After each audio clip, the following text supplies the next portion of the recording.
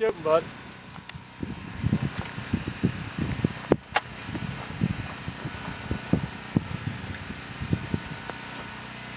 Oh!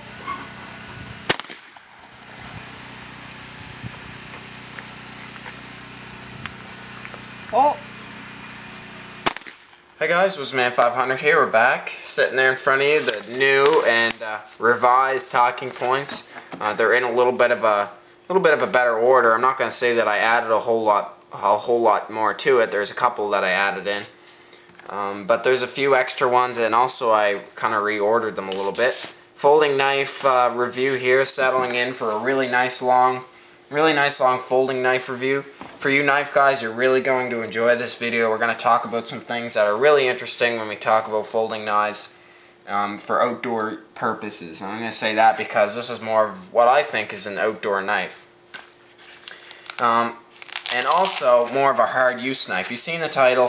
So the question is the Gerber folding profile a hard use knife? Here it is. Here's the folder.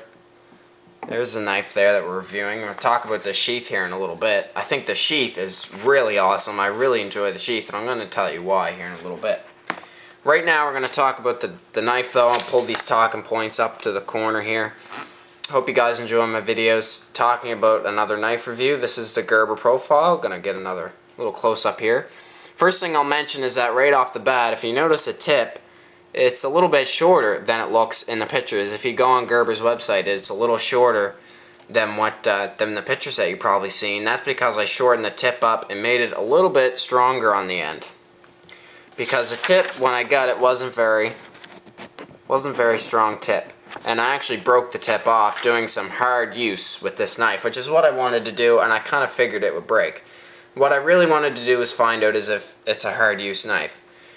First of all, the steel, it's just, we don't know it. I've always talked about this with Gerber. We don't know the steels. Whatever they use, I'd really like to know. They are releasing it in the new Cabela's flyer there that they have out, the archery. I think it's called Archery and Waterfowl. They actually list a few blade steels that Gerber uses. D2 is one of them, and 440A, I think, or 440C was another one that they used. But the blade is a 3.5-inch drop point design. You got this unsharpened swedge that runs all the way down to the tip. It's hollow ground.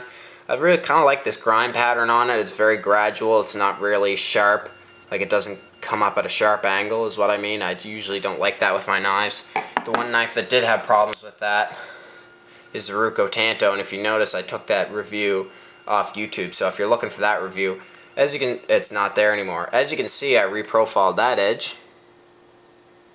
So I fixed that one up because it was too steep. This one is really perfect, and I really like this edge here. And it's got a decent thickness to it. I did baton a lot with this. I hammered on this for a good hour, and it impressed me. The lockup did loosen a little bit. I still get a little bit of wiggle, but which is to be expected for the amount of batoning, but that's really pretty good. No up and down, which is the important part. Liner lock design inside there, as you can see, comes in the middle there pretty good. Locks up really solidly. Like I said, I do get a little bit of wiggle side to side because of the amount of cutting that I did. Ambidextrous thumb studs there, and it is decently fast at a handle. The one thing I do not like about it is that when I can shake it out of the handle there, the blade, which could be a safety risk, which I don't really care for. I did mess with that pivot point, like I said, and it just didn't do a whole lot. Serrations, no serrations on it, thank God. I've had so much trouble with Gerber serrations between chopping and batoning that I just don't want to see another Gerber knife that has serrations on it, because this would be the third Gerber knife that I've reprofiled. The blade centering did go a little kahoonies on me after I batoned with it. Like I said, I did mess with that pivot point. It didn't really seem to help a whole lot. It is leaning a little bit to the one side. When I first got it, it was really good, but after I did all that hard use cutting with it, it kind of got bad on me. So it's like I said, it's a 3.5-inch blade on it. It was really sharp out of box, and this is the knife that's actually from Gerber that's actually stayed the sharpest. The Bear Grylls knife went really dull on me. The Big Rock Camp knife went really dull on me, but this one seemed to hold an edge for a pretty good long time. I mean, it's not super sharp, like it's not hair splitting sharp, but it will do everyday cutting tasks. Like I said, I already talked about the locking. I do get a little bit of wiggle, but after all that cutting, it's really good for what it is. Comfort is really comfortable in hand. When I was doing my chopping task, when I first got the knife, I had a little bit of trouble with getting 2 fingers in that finger choil there, because it's a little bit too big. But after I started using it a little bit, I got out of the habit of doing that. The jimping also on the back adds to a little bit of a comfort level. It's not super sharp, but it is there and it will work, and it does lock in your finger, and there is a little bit of a thumb ramp that comes up there. Still have that bruise on my finger, by the way. You might have noticed in some of my videos. It's still there, but there's a little bit of a thumb ramp and a little bit of traction there, which I really like. It's a pretty decent traction playing on this handle. The handle is their rubberized plastic, almost like that's on the Gerber Gator.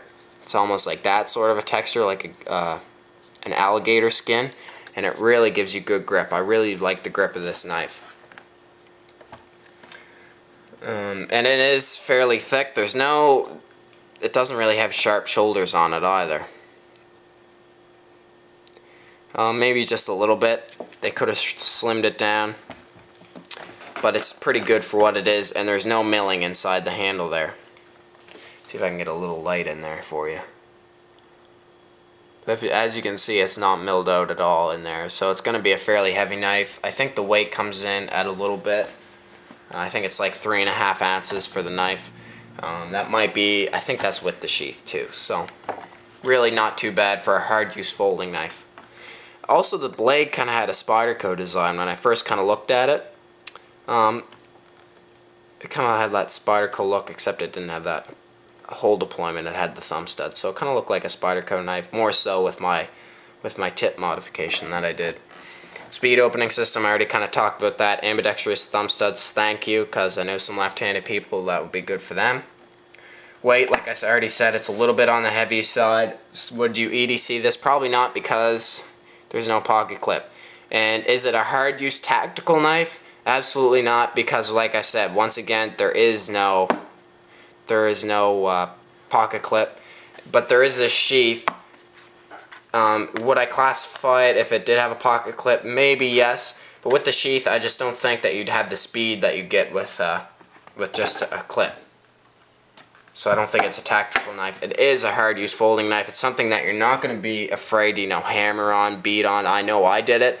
I was stabbing with that tip when I broke it off. I was stabbing it into the wood and then wiggling it back and forth to see how long it would last, and it didn't really last that long.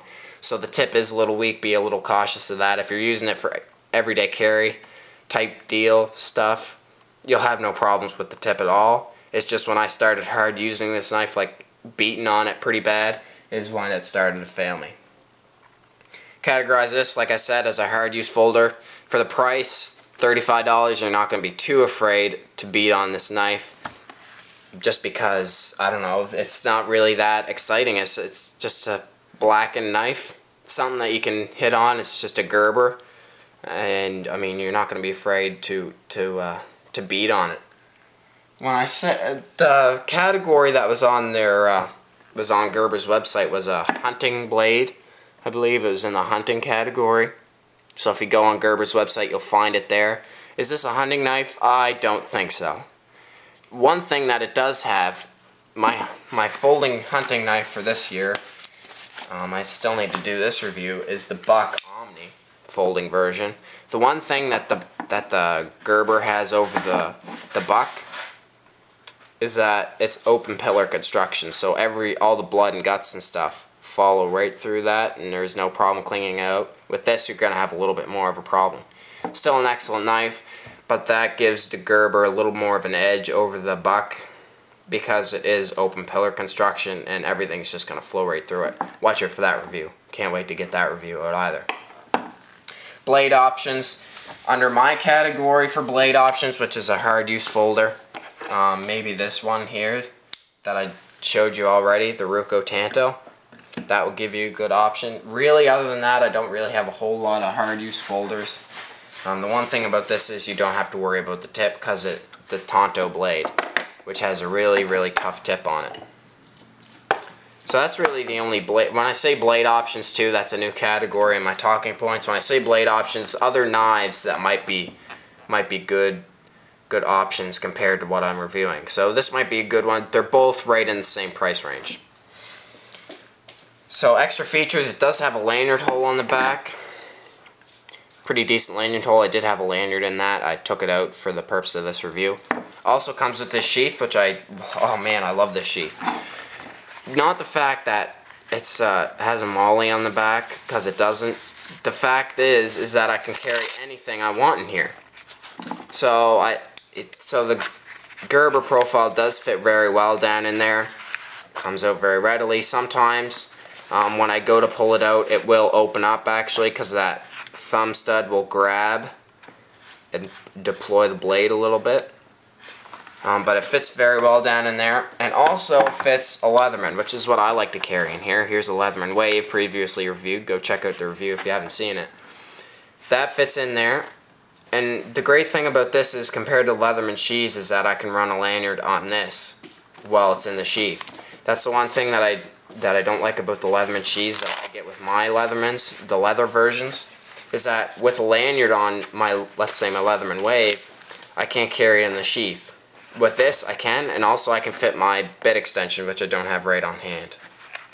So it'll fit that, and it'll also fit the knife itself. I don't know if it'd fit this knife. Probably not. It's probably too big. That's the buck. No, it's too big. But you can carry anything you want in here, not just a knife, but anything that you want to carry in there, like any sort of, maybe even a cell phone, maybe you can put in there. Good cheap sheath. It's got a good hunk of Velcro there. Your knife's not going to fall out. And really tough nylon. I'm a really big advocate on nylon sheaths. I don't like leather sheaths, and I think that this one here is a really good one. Like I said, hard use folder. It does pretty well in batoning tasks. Like I said, it is really comfortable in your hand. If you want to really get one that's good for batoning, I would say go get the fixed blade version of this. They have them anywhere. Walmart is a really popular place to go and get one. I know they have them there, and different other department stores they have them at. But what a great overall knife. I've been waiting to do this review for a really long time. You can EDC it if you like, if you can take the 3.5 ounces. But if not, it's a hard use folder. Also a good camp knife for going along and you know, opening packages and stuff, food prep and whatnot. Really good blade shape.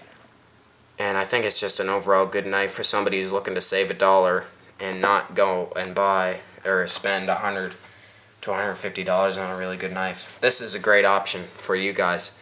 Great option for me too. I like it a lot. Woodsman 500 here, guys. Thanks for staying tuned with another Gerber knife review. Like this one, it's pretty decent. Like I said, that's 3 Gerber knives that I've had to reprofile. I reprofiled the tip on this one, and I got rid of the serrations on 2 others. So I don't know if there'll be a 4th. Stay tuned. There might be. If you're a Gerber guy, you like Gerber gear, leave a comment. Tell us about your experiences with the Gerber folding profile. Woodsman 500 here, guys. Stay tuned for more videos like this knife.